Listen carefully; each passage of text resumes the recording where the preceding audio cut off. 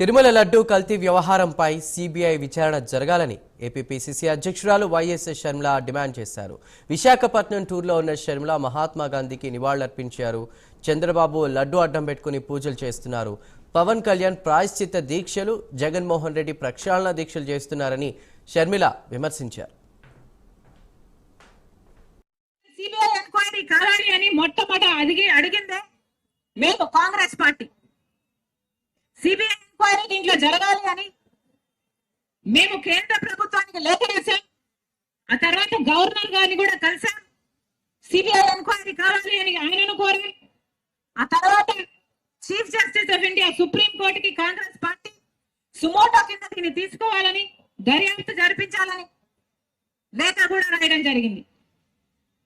ఈరోజు ఇవన్నీ పరిగణలోకి తీసుకొని సుప్రీంకోర్టు ఈరోజు అనుకూలంగా చంద్రబాబు గారి సిట్టు మీద నమ్మకం లేదు, దర్యాప్తు కేంద్ర స్థాయిలో జరగాలి అన్న రీతిలో సుప్రీంకోర్టు స్పందిస్తుంది అని ఆశిస్తూ మళ్ళీ ఒకసారి గుర్తు చేస్తున్నా, మేము కూడా ఇది వరకు ఈ మతాన్ని రాజకీయాలకు వాడొద్దండి అని సుప్రీంకోర్టు ఈ రోజు చెప్పిన మాటే మేము గత కొన్ని రోజులుగా చెప్పుకుంటూ వచ్చాం.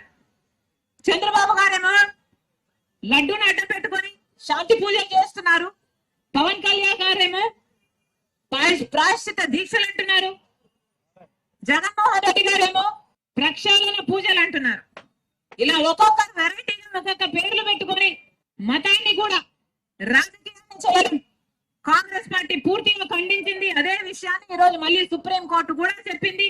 సుప్రీంకోర్టు తీర్పు ఎప్పుడు వస్తుందా అని మేము కూడా ఎదురు చూస్తున్నాం. త్వరలోనే కేంద్ర స్థాయిలో దర్యాప్తుకు సుప్రీంకోర్టు ఆదేశిస్తుందని మనస్ఫూర్తిగా ఆశిస్తుంది కాంగ్రెస్ పార్టీ.